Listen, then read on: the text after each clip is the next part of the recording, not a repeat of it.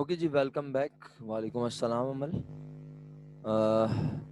जनाब, question number 16 में point number दिसंबर 1 की बात हो रही थी। After writing the brought down balance, opening balances. और एमन, आप क्लियर हैं? आपको समझ आ गया है कि कैश सेल से 15,000 कैश आया और उस 15,000 में एक चेक आया 5,000 रुपीज का। इसका मतलब है कायदे आजम फिजिकली जो आए, कायदे आजम वाले नोट जो आए वो आए कितने, 10,000 रुपीज के और 5,000 के चेक। लेकिन मजे की बात है, यहाँ लिखा है और मैं इतना हाईलाइट कर रहा हूँ, मैं इतना एम्फोसाइज कर रहा हूँ, लेकिन आखिर में मैं उस चेक को मानूंगा तो क्या? जी एमन, आपको आवाज आ रही है? जी सर, आ रही है। समझ में आया या नहीं ये बताएं। अब आवाज भी आ रही है और समझ आया या नहीं, या फिर समझ में नहीं आया तो दोबारा समझाने को तैयार हूँ। सर मुझे आ गया कि मतलब 15,000 कैश तो आया और उसके साथ चेक भी 5,000 आया। उसके साथ नहीं, उसके साथ नहीं, उस 15,000 में। अच्छा, यानी हम मतलब कि 10,000 कैश था और 5,000 चेक एग्जैक्टली था। exactly, और ये मैं क्यों, क्या मैं अपने पास से कंडीशन लगाता हूँ? नहीं मेरा बेटा, ये देखो ना क्या लिखा है, विच इंक्लूड्स। इसका मतलब यही हुआ ना कि इस 15,000 में शामिल है एक 5,000 का चेक। तो इसका मतलब है फिर रियल कैश कितना आया? 10,000। तो अब तो क्लियर हो जाना चाहिए मेरा ख्याल है। तो आप सब जी लोगों ने, जी। तो आपने इसको रिसिट साइड पर सेल्स अपना रीजन लिखी और कैश के कॉलम में 10,000 और बैंक के कॉलम में 5,000 रुपीज लिख कर दिखाए हैं। इसके बाद दिसंबर की 5 है और दिसंबर की 5 को जनाब अली मायरा नसीम, आप बताइएगा आपने दिसंबर की 5 को कहाँ लिखा है? मायरा नसीम, दिसंबर 5। सर आप 10 क्यों कह रहे हैं कैश में? उन्होंने कैश सेल्स तो 15 की करी है और अलग से 5,000 का एक चेक है, तो कैश 15 नहीं हो, 15,000 नहीं होगा? नहीं नहीं, क्या मैंने गलत बता दिया? सर आप 10,000 कह रहे हैं, वो 15,000 की उन्होंने कैश सेल्स करी है और उसके बाद 5,000 का चेक है। नहीं नहीं नहीं नहीं, सुनो मेरी बात। मैंने मैंने बताने का अंदाज जो इख्तियार किया है वो इसलिए सेफ साइड इख्तियार किया ताकि तुम्हें पता ये हो कि आज तुम्हारे पास रियल कैश 10,000 आया था और एक 5,000 का चेक आया था। और ये बात तुम भी बहुत अच्छे से जानते हो कि मैंने कहा जब कोई चेक रिसीव करते हैं और अगर उसको उसी दिन बैंक में जमा कर दें। नहीं, जमा ना करवाएं। कहाँ कहाँ लिखा है जमा कर दें? बोलो, फर्स्ट को कहाँ लिखा है चेक को हमने जमा किया? तो हम उस चेक हाँ को लिखा क्या हुआ है। ट्रीट करते हैं ये तो आप बहुत अच्छे से जानते हो।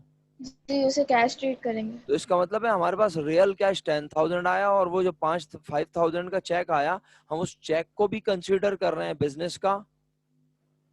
एक हिस्सा हाँ, यानी उसको क्या मान रहे हैं, हालांकि वो है चेक। कैश मान रहे हैं। इसका मतलब है कैश के कॉलम में लिखेंगे 15,000 ही, लेकिन हमें ये कम से कम एनालाइज करना तो आना चाहिए, हमें ये बोलना तो आना चाहिए कि आज कैश फिजिकल जो आया, रियल कैश जो आया वो 10,000 आया और 5,000 का चेक आया। ये हमारा एनालिसिस है बेसिकली, ठीक है। और जब हम इसको लिखने की बात करते हैं तो हम वहां दिसंबर 1 को, क्या मैंने, इसीलिए मैंने कहा क्या मैंने खुदा ना खास्ता गलत बोल दिया उसमें, क्योंकि खुदा ना खास्ता ये होता है अक्सर कि जो है टीचर रिदम में, फ्लो में जो है वो एंट्री कुछ और आगे बोल जाता है। तो ऐसा हो सकता है, मेरे एंड से मिस्टेक हो सकती है। तो मैंने कहा दिसंबर 1 को रिसिट साइट पर वजह है सेल्स और कैश के कॉलम में 15,000 लिखा हुआ है, बस। सही है, क्लियर है? अब अगर पहले मैंने कुछ और कहा है तो मैं अब इसको फिर कह रहा हूं। दिसंबर 1 को रिसिट साइट पर रीजन है सेल्स और कैश के कॉलम में अमाउंट है 15,000। एमन, आपने क्या लिखा हुआ है फाइनली? क्योंकि आपसे ही बात हो रही थी मेरी। एमन बेटा, आपने क्या लिखा हुआ है? आपसे ही मेरी बात हो रही थी ना, आपसे ही मैं जी पूछ रहा जी था। सर। तो आपने फाइनली क्या अमाउंट्स लिखी हुई हैं?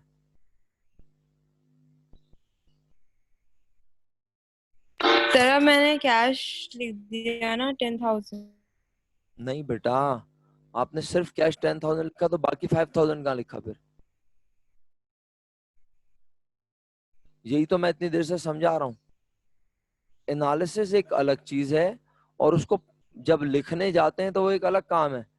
आज एनालिसिस करते हुए मैं ये कहूंगा ना कि मेरे पास सारा रियल कैश नहीं आया, मेरे पास रियल कैश आया 10,000 और 5,000 का चेक उसमें शामिल है। इमन आप मेरी बात समझनी है, आपने या अगर मेरे एंड से बताते हुए मिस्टेक हुई है तो मैं उसको करेक्ट कर रहा हूँ, आप उसको समझ लें प्लीज। आपके पास रियल कैश जो आया जिसके ऊपर कायदे आज़म बने हुए होते हैं, आसान लफ्जों में नोट जिसे कहते हैं आप, पैसे जिसे कहते हैं आप, वो आया 10,000 रुपीज। और जो 5,000 आपके पास और आया ना, वो आपके पास है चेक। और ये बात कैसे पता चल रही है? इस स्टेटमेंट के थ्रू कि कैश सेल 15,000 विच इंक्लूड, जिसमें शामिल है एक चेक 5,000 का।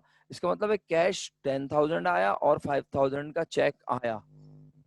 जी ताहा साहब प्लीज जरा जल्दी कर लें सर। तो अभी भी क्लियर है या नहीं है? बाकी लोग मुझे बताएंगे प्लीज कि उन्हें क्लियर है ये पॉइंट, उन्होंने इसको किस तरह लिखा हुआ है। रिसिट साइड पर रीजन सेल्स और कैश के कॉलम में 15,000। बट मेरा एनालिसिस गलत तो नहीं है ना? मेरा एनालिसिस ये कह रहा है कि भाई हमें पता होना चाहिए कि 10,000 फिजिकल कैश है, रियल कैश है और 5,000 रुपीज का चेक है, और हम उस चेक को भी कैश ही ट्रीट कर रहे हैं। तो हम बेशक आज सिर्फ कैश के कॉलम में 15,000 ही लिख रहे हैं। चलें ठीक है, शुक्रिया जी आप लोगों का।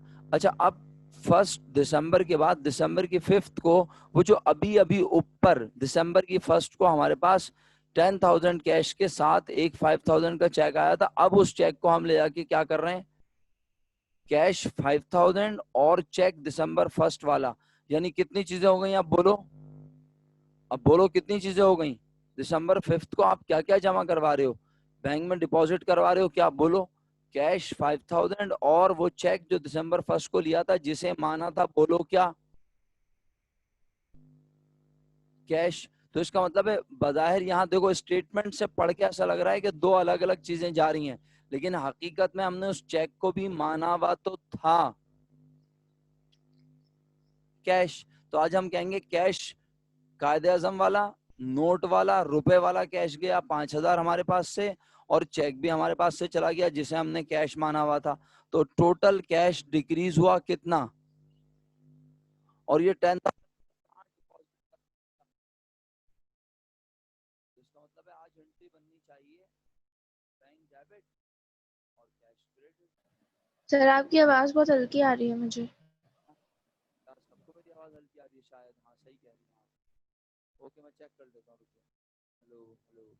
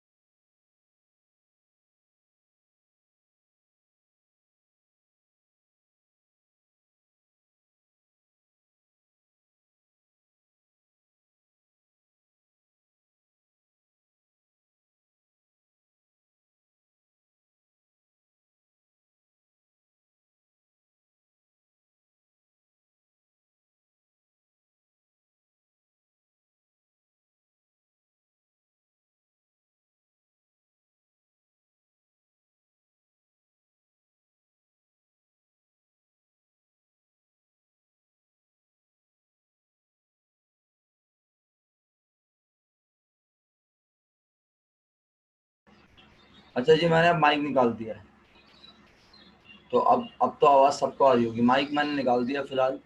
थोड़ा सा हो सकता है सराउंडिंग्स की आवाज़ें हो, थोड़ा सा शोर हो, लेकिन आवाज़ अब आ रही है। तो बस सही कंटिन्यू करते हैं ताकि भाई फिर माइक जो है, पता नहीं माइक हिल गया है क्या हुआ है, अब वो अभी इस वक्त सेटल नहीं हो रहा। तो मैंने कहा फिलहाल अभी हम स्टार्ट करते हैं, क्लास तो लेके चले ना आगे हम।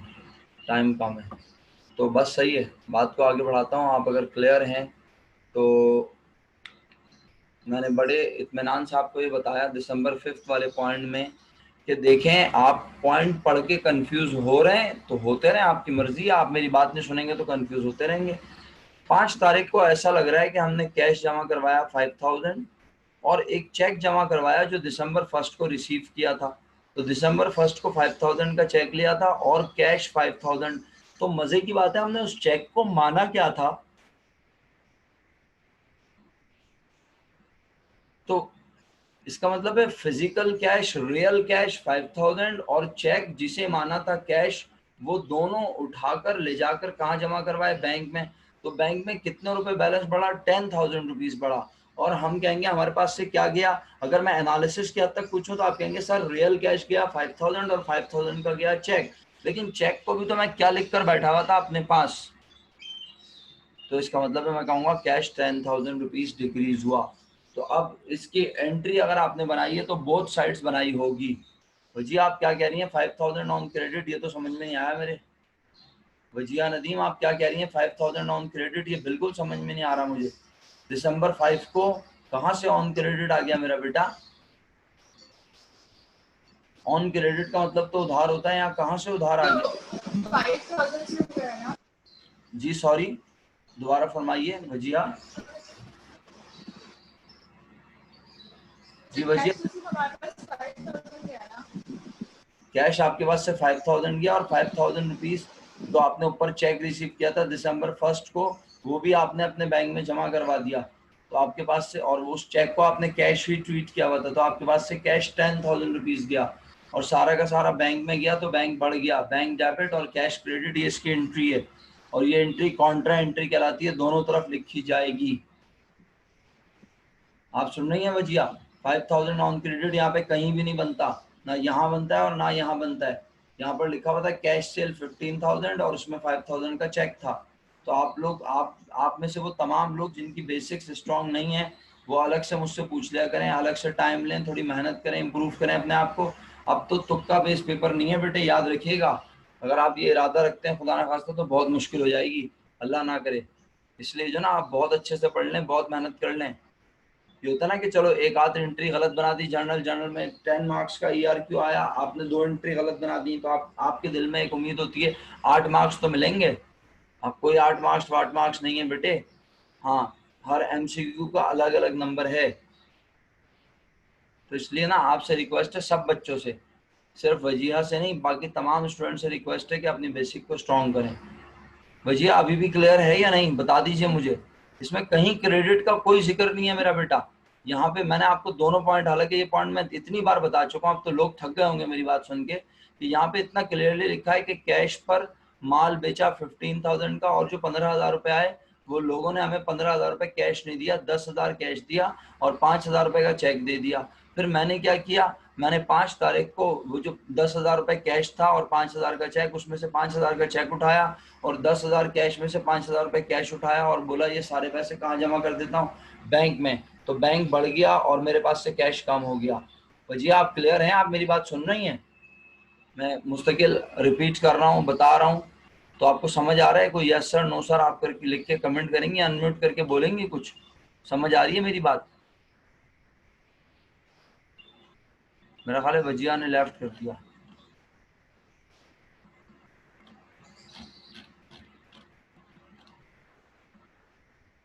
चले बच्चों, बाकी सबको क्लियर है? अच्छा यही बता दीजिए। जी बिल्कुल लगाते हैं भाई, बाकी बच्चे ही बता दें ये क्लियर है। कम से कम आप लोग बता देंगे तो ये होगा कि अब बाद में जो लोग रिकॉर्डेड लेक्चर देखेंगे वो देख लेंगे कि क्या बताया सर ने। शुक्रिया आप लोगों का बहुत बहुत। इसके बाद 7 को कहता है receive payment from Messrs Honda Atlas car online. ये ऑनलाइन पैसे समझते हैं कहाँ पे आते हैं जी? क्या आपके मॉनिटर में से पैसे निकल के बाहर गिरना शुरू हो गए? ऑनलाइन में पैसे कहाँ पर आए? बैंक में, बैंक बैलेंस बढ़ गया, ठीक है। तो ये बात जब आपको पता चली दिसंबर की 7 को, तो आपने जो है पैसे दिए हैं क्या? बोलिए, क्या आपने पैसे दिए हैं? लिए हैं। तो आपने रिसिप्ट साइड पर वजह लिखी trade receivable Messrs Honda Atlas car, amount किस कॉलम में लिखी बोले?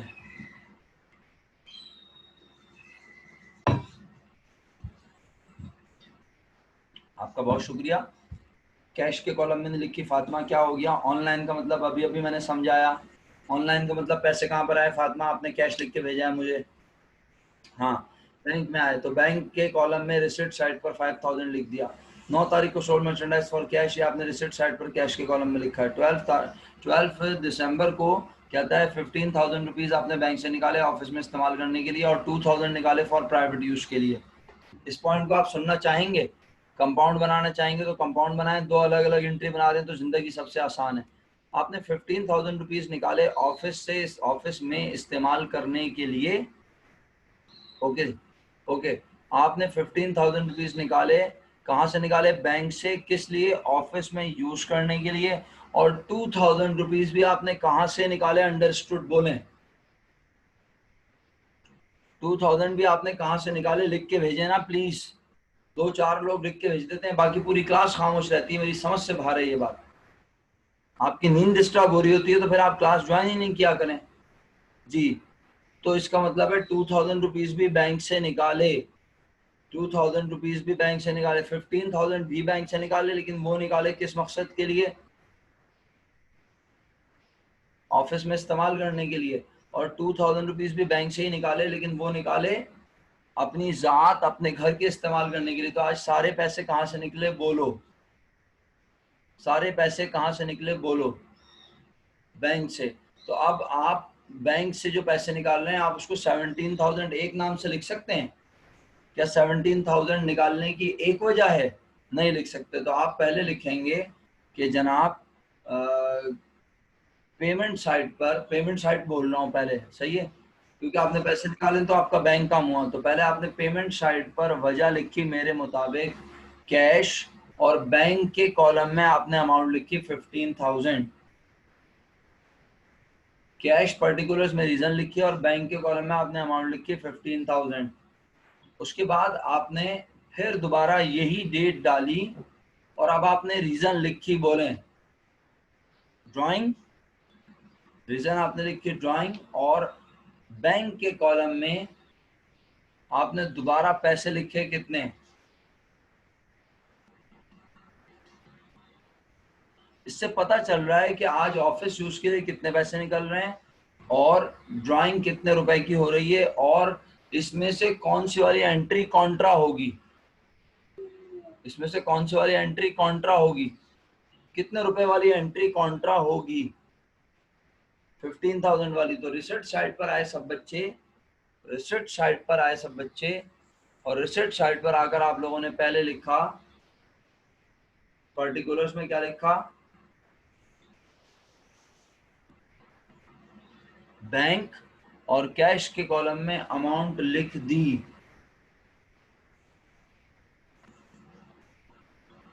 15,000 रुपीज। आपका बहुत बहुत शुक्रिया।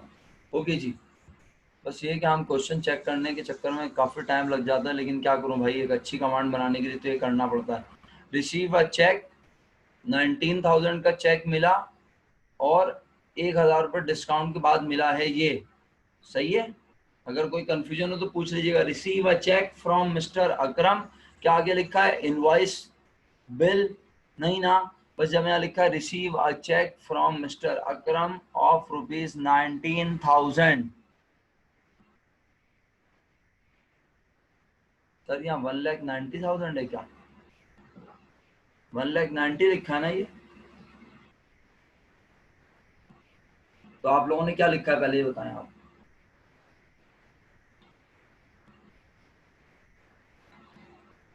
करीम आपने 190 लिख लिया।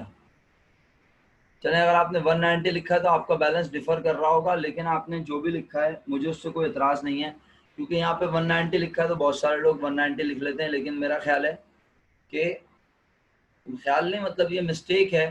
तो बेसिकली ये 19,000 रुपीज़ है और 1,000 डिस्काउंट के बाद ये पैसे मिले। इसका मतलब है हमें लाजमी अकरम से लेने थे कितने रुपए? कितने रुपए लेने थे अकरम से?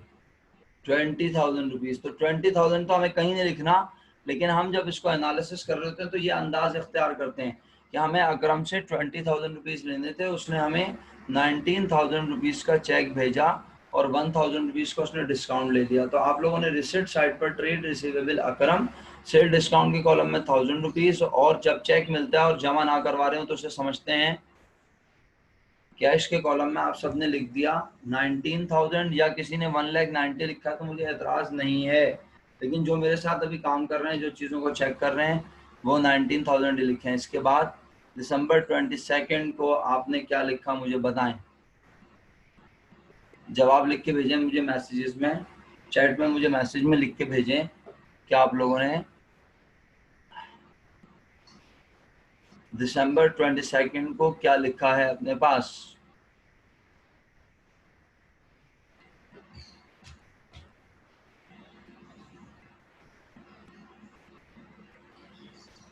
चलें, बहरहाल अब जो आप लोगों ने लिखा वो कुछ लोगों ने शेयर कर लिया, बहुत बहुत शुक्रिया जिन्होंने बताया, जिन्होंने शेयर किया, मैं बहुत थैंकफुल हूँ उन तमाम लोगों का।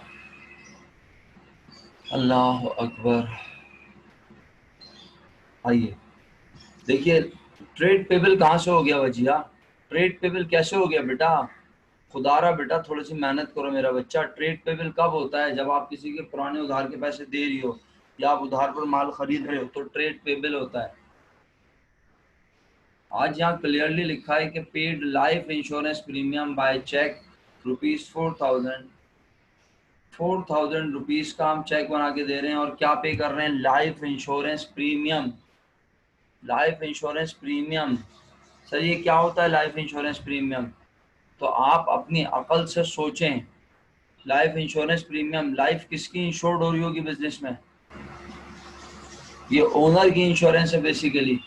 सर क्या बिजनेस के एम्प्लॉयज की इंश्योरेंस नहीं हो सकती? बिल्कुल हो सकती है, लेकिन फिलहाल अभी हमारी एजम्पशन यहाँ पर ये है, जी बिल्कुल हमारी एजम्पशन ये है कि भाई इंश्योरेंस एक होता है फायर इंश्योरेंस, हमने दुकान की इंश्योरेंस करवाई, ठीक है, आग लगने से बचने की इंश्योरेंस करवाई, तो वो पूरी दुकान की है, वो दुकान का खर्चा है। लेकिन लाइफ इंश्योरेंस प्रीमियम जो होती है, लाइफ तो फिर किसकी होगी? लाइफ बिजनेस में लाइफ किसकी आपके ख्याल में वो की जा सकती है? इंश्योर्ड। तो इसलिए हम कहेंगे ये पैसे ओनर को अपनी जेब से देने चाहिए थे, लेकिन ओनर ने पैसे कहाँ से दिए? बिजनेस से। इसे कहेंगे ड्राइंग। आप सब ने इसकी एंट्री बनाई, दिमाग में आपने इसकी एंट्री बनाई, ड्राइंग डेबिट और बैंक क्रेडिट, और आपने पेमेंट साइट पर जाकर लिखा रीजन में ड्राइंग। कोई इंश्योरेंस एक्सपेंस लिखने की जरूरत नहीं है, ड्राइंग लिखें और बैंक के कॉलम में लिख दीजिए 4,000 रुपीज।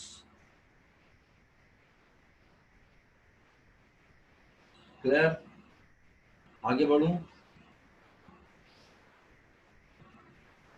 हाँ, तो मैं आपको यही समझा रहा हूँ ना कि आप ड्राइंग लिखें, समझा तो रहा हूँ बेटा।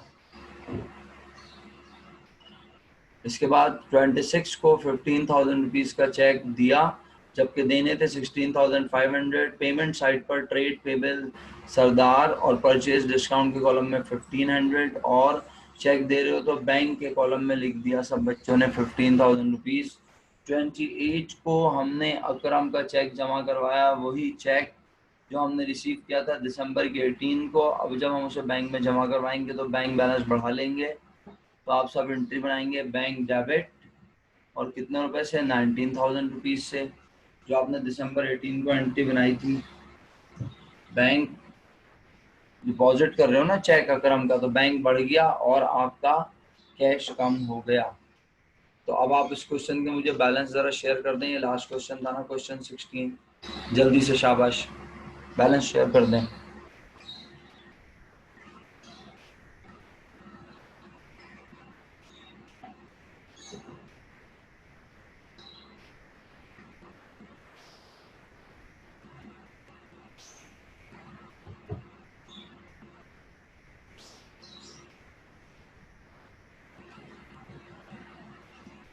अच्छा जी, बहुत सारे लोगों ने बैलेंस शेयर किया, शुक्रिया। अभी कर लेंगे भाई, परेशान ना हो, अभी कर लेते हैं, अभी तो है ना, टाइम है ना। तो 54,000 रुपीज कैश का बैलेंस एंड 34,000 बैंक का, राइट। 54,000 कैश का बैलेंस है, 34,000 बैंक का बैलेंस है। ये मेजॉरिटी के बैलेंसेस हैं, तो आप लोग अपने पास करेक्शन कर लीजिए जिनके बैलेंस डिफर कर रहे हैं, और फिर समझ में ना आए तो पूछ लीजिएगा। सही है। 54,000 एंड 34,000, 54,000 कैश का और बैंक का 34,000, राइट। Okay, question complete. अब एक बिल्कुल डिफरेंट चीज़ आपसे डिस्कस करनी है। मुझे सब लोग जवाब दें ज़रा प्लीज़, और जवाब देने से पहले मेरा ख्याल है अटेंडेंस मार्क कर लें। वॉलंटियर्स अपनी अटेंडेंस मार्क करें।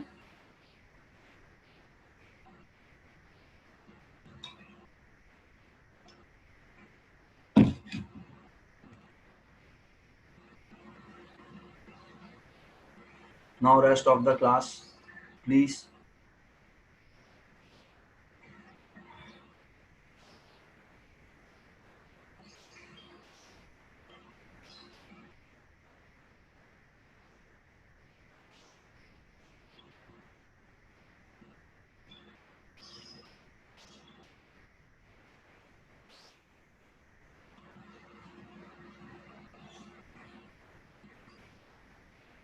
सॉरी अब्दुल मोइस, जाइए जल्दी से। अटेंडेंस मार्क कर दिया आपने अब्दुल मोइस?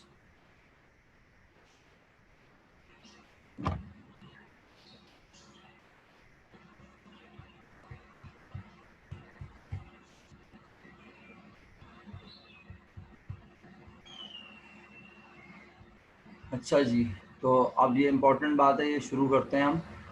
ये आखिरी क्वेश्चन है जो मैं डिस्कस करने जा रहा हूँ। ये डिस्कस करने से पहले मैं चाहता हूँ आप सब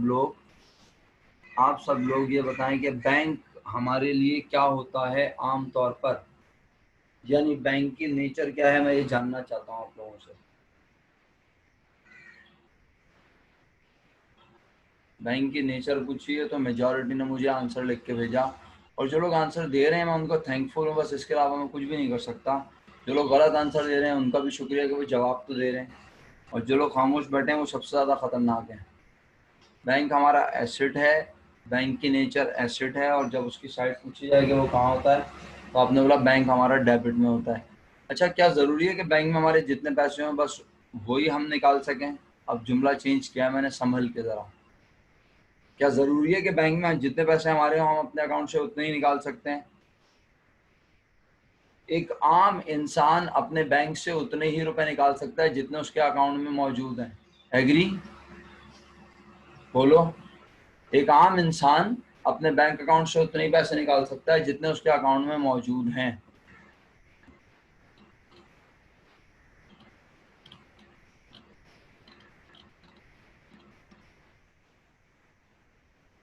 ओके सर, आप लोग ज़रा इस मामले को ना, ये जाने वाला मामला जो है ना, इसको ज़रा प्लीज़ थोड़ा सा कंट्रोल करें। इतने सारे लोग इस तरह से मीटिंग से जाते रहेंगे तो मुश्किल होगी। हाँ जी जनाब, अल्हम्दुलिल्लाह। मैंने आपको बताया, मैं कोई इंडिविजुअल जब बैंक अकाउंट खोलता है तो वो अपने अकाउंट में रखी गई अमाउंट से एक पाई भी ज़्यादा नहीं ले सकता। लेकिन जब हम बैंक में अकाउंट खुलवाएं बिजनेस के नाम पर, तो बैंक बिजनेस को देता है एक फैसिलिटी, एक सहूलत, एक ऑफर कि अगर कभी आपके अकाउंट में पैसे ना हो या आपके अकाउंट में पैसे कम हो और आपने ज़्यादा का चेक बना के सप्लायर को दे दिया हो और सप्लायर हमारे पास आए तो हम उसे अपने पास से एक्स्ट्रा पैसे पे कर देंगे, लेकिन फिर वो पैसे आपने हमें करने होंगे। बोलो वापस। तो ऐसी सूरत में फिर बैंक बैलेंस हमारा, फिर ऐसी सूरत में बैंक हमारा क्या नहीं रहता? फिर बैंक हमारा क्या नहीं रहता? फिर बैंक हमारा एसेट नहीं रहता, फिर बैंक बन जाता है हमारी, वेरी गुड, एक्सीलेंट, बैंक बन जाता है हमारी लाइबिलिटी। बहुत शुक्रिया आप तमाम लोगों का। और उस लाइबिलिटी, फिर उसका नाम सिर्फ बैंक नहीं होता, फिर उसका नाम सिर्फ बैंक नहीं होता, फिर उसका पूरा नाम होता है bank overdraft. Very good, excellent. फिर उसका पूरा नाम क्या होता है? Bank overdraft. सही है। अच्छा, और अगर यूं भी लिखा हुआ हो कि बैंक का बैलेंस कहाँ होता है, जरा बताना दोबारा, बैंक का बैलेंस कहाँ होता है, शाबाश। और अगर वो बैंक का बैलेंस डेबिट के बजाय आगे लिख के दे रहा हो बैंक का बैलेंस क्रेडिट साइड पर है, तो भी आपने समझ जाना है, सुन रहे हैं ना मेरी बात, तो भी आपने समझ जाना है कि भाई बैंक का बैलेंस तो डेबिट में होता है और ये बोल रहा है बैंक का बैलेंस क्रेडिट साइड पर है। इसका मतलब है आज आपने बैंक से जितने रुपए मौजूद थे उससे ज्यादा रुपए निकाल लिए हैं। तो ऐसी सूरत में जब बैंक हमारे अकाउंट से ज्यादा पैसे विड्रॉ कर ले, बैंक हम अपने अकाउंट से ज्यादा पैसे विड्रॉ कर लें जितने मौजूद हों, तो फिर बैंक हमारी लायबिलिटी बनता है। और लायबिलिटी का बैलेंस हमेशा कहाँ होता है, बोलो, शाबाश। तो अब तो याद हो जाना चाहिए मेरा ख्याल है, इसको खुदा ना खास्ता मगब नहीं करना, सिंपल सी बात है। जब कुछ नहीं बताया ना, जब कुछ भी नहीं बोले, बस बोले कैश का बैलेंस इतना है, बैंक कितना है, और जैसे आपने पीछे सवाल देखे, आपने ये सारे सवाल किए, अल्हम्दुलिल्लाह आपको याद होने चाहिए। ये प्रैक्टिस क्वेश्चन है, यहाँ कुछ नहीं लिखा हुआ था बैंक का बैलेंस 36,000 पॉजिटिव है, नेगेटिव है, डेबिट में है, क्रेडिट में है, तो आप नॉर्मल एज्यूम कर रहे थे। यहाँ पे भी कुछ नहीं लिखा हुआ था तो आप नॉर्मल एज्यूम कर रहे थे। यानी हर सवाल में आपने बैंक के बैलेंस को माना एसेट, और एसेट समझ के आपने उसका बैलेंस डेबिट में दिखाया। और फिर मज़े की बात क्या है, इत्तेफाक की बात क्या लें, मज़े की बात क्या लें, ये कि आपने जितनी कैश बुक बनाई इत्तेफाक से, सबका ब्रॉड डाउन बैलेंस भी कहाँ आया, क्रेडिट साइड, और वो आके वापस ब्रॉड डाउन बैलेंस बन गया। कैरेट डाउन बैलेंस क्रेडिट पे आया और बैलेंस ब्रॉड डाउन सबका कहाँ आया, डेबिट साइड पर। यानी ये बैलेंस आना अच्छी बात है यहाँ पर, क्योंकि कैश और बैंक दोनों आमतौर पर हमारे एसेट होते हैं। लेकिन इसका मतलब है अब आप क्लियर हो गए, अब आपका माइंड सेट हो रहा है, अब आपका दिमाग बन रहा है इस बात के लिए कि ज़रूरी नहीं है कि ये जो बैंक का बैलेंस है ये हमेशा यहाँ आए। आइए इसकी एग्जाम्पल लेते हैं एक छोटी सी, मेरी बातों से ज़्यादा इतना क्लियर नहीं हो रहा होगा ना शायद, तो आपको इस तरह समझ आ जाए। आप ज़रा मुझे देख के बताएं, चलें क्वेश्चन 1 से ही देख लेते हैं, क्या ख्याल है। क्वेश्चन 1 में मुझे आप देख के बताएं आपके बैंक में पैसे आए कितने थे, आपके बैंक में पैसे आए कितने थे। आपके सामने क्वेश्चन का सॉल्यूशन मौजूद है। अब अगर आप पार्टिसिपेट ना करें तो आपकी मर्जी।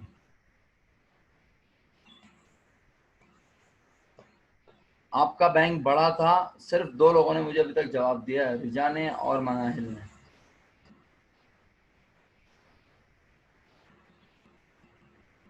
भाई मैं आपसे पूछ रहा हूँ बैंक में कितने पैसे आए थे, बैंक में कितने पैसे बचे हुए, ये तो मैंने सवाल ही नहीं किया। आप मुझसे पता नहीं कहाँ 10 कदम आगे चले जाते हैं, किधर निकल गए, समझ से बाहर है।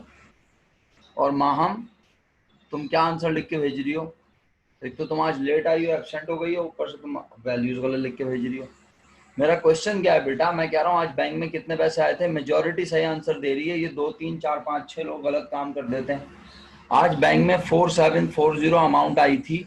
बैंक कितने रुपए मौजूद, बैंक इतने से बड़ा था या इतने रुपए बैंक में मौजूद थे, पूरे महीने में इतने रुपए मौजूद थे, और हमने बैंक से विड्रॉ कितने कर लिए थे, 1050। तो अब मैं क्वेश्चन रेज करता हूँ, आप यस और नो में जवाब दीजिएगा। अभी तो आपको यहाँ बैंक का टोटल कितना नजर आ रहा है, 1050। अगर यहाँ टोटल लिखा नजर आ रहा हो, चेंज करूं, आप दिमागी तौर पे जिंदा रहेंगे इंशाल्लाह, चेंज करूं। अगर यहाँ लिखा होता 4800, तो अब आप बताएं फिर आप यहाँ पे कैरेट डाउन बैलेंस लिखते क्या बैंक का। आप कहते ये वाली साइड हैवी है भाई, आप कहते ये साइड हैवी है और ये वाली साइड का बैलेंस कम बन रहा है 47400, फिर ये ऊपर आता और कैरेट डाउन बैलेंस यहाँ आता। आप सुन रहे हैं मेरी बात, समझ में आ रही है। इसका मतलब है कैश का बैलेंस तो हमेशा कौन सी साइड पर होगा, आंखें बंद करके, उसमें तो कोई कंफ्यूजन वाली बात ही नहीं है। कैश का बैलेंस या तो होगा या फिर नहीं होगा, और होगा तो हमेशा डेबिट साइड पर, ओके। लेकिन जो बैंक का बैलेंस है वो आम तौर पर आपने 2 3 4 5 सवाल जितने कैश बुक के देखे आपने सब में देखा, क्या देखा कि आपका बैंक का बैलेंस कैरेट डाउन यहाँ लिखा जा रहा था और ब्रॉड डाउन इस साइड पे आके बन रहा था। ऐसा ही है ना, इस बात पे एग्री करते हैं ना, समझ आता है। तो लेकिन जब हम बैंक में जितने पैसे रखे हों उससे ज्यादा निकालने हैं, तो ऐसी सूरत में फिर हमारे बैंक का बैलेंस क्रेडिट में आने के बजाय डेबिट में अपने पास से लिखना पड़ता है। उसे बैलेंस कैरी डाउन कहते हैं। और फिर दोनों तरफ कैश बुक में बैलेंस ब्रॉट डाउन आता है। ये वाला कैरेट डाउन, सुनिएगा बस अब आखिरी जुमला ये, बहुत शुक्रिया आपने इतने इत्मीनान से सुना। ये वाला कैश का कैरेट डाउन इधर आकर बन जाता है कैश का। कंप्लीट ही नहीं किया आपने सेंटेंस। ब्रॉट डाउन, ये वाला कैरेट डाउन कैश के कॉलम का कैरेट डाउन यहाँ आके बैंक कैश के कॉलम का बन जाता है ब्रॉट डाउन। लेकिन जो यहाँ बैंक का कैरेट डाउन आपने लिखा है वो इस साइड पर आके बन जाता है बैंक का। इसका मतलब है कैश बुक में वेरी फर्स्ट डे दोनों साइडों पर क्या मौजूद होता है? कैश बुक में वेरी फर्स्ट डे दोनों साइड्स पर क्या मौजूद होता है? Brought down balance, brought down balance. Clear? कुछ आइडिया बना, कुछ समझ आया? ये कोई बहुत मुश्किल तरीन बात नहीं है भाई। आप अपने पास कैश बुक बनाते रहें पूरी बुक की, पूरी 5 ईयर के क्वेश्चंस की। आप किसी एक और फर्दर क्वेश्चन में देखेंगे कि आपका बैंक जो है जितने से बड़ा होगा बैंक से पैसे उससे ज़्यादा निकले होंगे। अगर ऐसा हुआ होगा तो आप कहेंगे इसका मतलब है आज मुझे दोनों साइडों पर टोटल करना पड़ेगा, दोनों साइडों पर। अब आपको यहाँ पर भी एक टोटल दिखाना पड़ेगा जिसमें आप दिखाएंगे कि आपके बैंक का जो बैलेंस है वो 4740 बन रहा है। तो फिर आप अपने पास से लिखेंगे। जैसे मैं मिसाल दूं आपको, अगर आप चाहते हैं मिसाल समझना, इसी क्वेश्चन में समझाने के लिए कर रहा हूँ। आप इस तरह से यहाँ पर भी टोटल लेंगे, ठीक है, और आप कहेंगे यहाँ का टोटल बन रहा है 4740 और हमें टोटल बनाना है 4800। यहाँ पे भी टोटल बनाना है 4800। तो यहाँ का टोटल तो बन ही 4800 रहा है, इसको कॉपी कर दें 4800। लेकिन यहाँ का बैलेंस 4800 नहीं बनता। इसका मतलब क्या है? हमारे बैंक में अगर 4740 मौजूद था तो हम बैंक से 4000 निकाल चुके हैं, 4800 निकाल चुके हैं। 4740 मौजूद था, 4800 निकाल लिया। तो आज हमारे बैंक का बैलेंस बजाय पॉजिटिव बचने के, बैंक का बैलेंस आज डेबिट में बचने के, हमारे पास अपोजिट साइड चला गया। यहाँ अपने पास से 60 लिखूंगा, 60 का नाम होगा बैलेंस कैरेट डाउन। अब आप खुद देख लो प्लीज, आप लोग सब इस बात को समझो, समझने की कोशिश करो कि एक बैलेंस कैरेट डाउन यहाँ है और एक बैलेंस कैरेट डाउन यहाँ है। ये वाला कैरेट डाउन यहाँ आके ब्रॉट डाउन बना, सही है, ठीक है, और ये वाला कैरेट डाउन बैलेंस यहाँ आके ब्रॉट डाउन बैलेंस बना। और बैंक के कॉलम में लिख देंगे कितना? 3240। नहीं गलत लिख दिया, 60, सॉरी 60, ठीक है। चलें, शुक्रिया। ऐसी बातों बातों में एक एग्जाम्पल बना लिया, हालांकि एग्जाम्पल देने का मूड नहीं था, लास्ट मिनट है। आप एक काम करें, आप ये कैश बुक देख लें, सही है, ये पेज नंबर पर देख लीजिएगा। पेज नंबर ये मेरा ख्याल है इलस्ट्रेशन 1 के बाद ये प्रैक्टिस क्वेश्चन 5 है, I think, if I am not wrong. ये प्रॉब्लम्स होती है ना, सॉल्व प्रॉब्लम, ये मेरे पास है, मैं दिखा देता हूँ, शो कर देता हूँ आपको। ये क्वेश्चन 5 है, ये प्रॉब्लम 5 है बेसिकली, सही है। ये एग्जामिनेशन क्वेश्चन नहीं है, इसका सॉल्यूशन नीचे ही मौजूद है, मैं आपको दिखाना चाहता हूँ। अब देखें वो किस तरह आपको इंडिकेट करेगा कि आज बैंक का बैलेंस जो है वो डेबिट नहीं बल्कि कहाँ है? क्रेडिट। तो पहले तो बैलेंस ऑफ कैश, ये तो कुछ भी हो जाए, आंधी आ जाए या तूफान आ जाए, कैश का बैलेंस या तो 0 होगा या फिर डेबिट होगा, बस, और कोई ऑप्शन ही नहीं है, सही है। लेकिन आज जरा देखिएगा, बैलेंस ऑफ कैश 40,000 और बैलेंस ऑफ बैंक आगे ब्रैकेट में लिखा है ओवरड्राफ्ट और ब्रैकेट में लिखा है 1 लाख। इसका मतलब है आज आपने बैंक से एक्स्ट्रा कितने रुपए निकाले हुए हैं? बोलिए।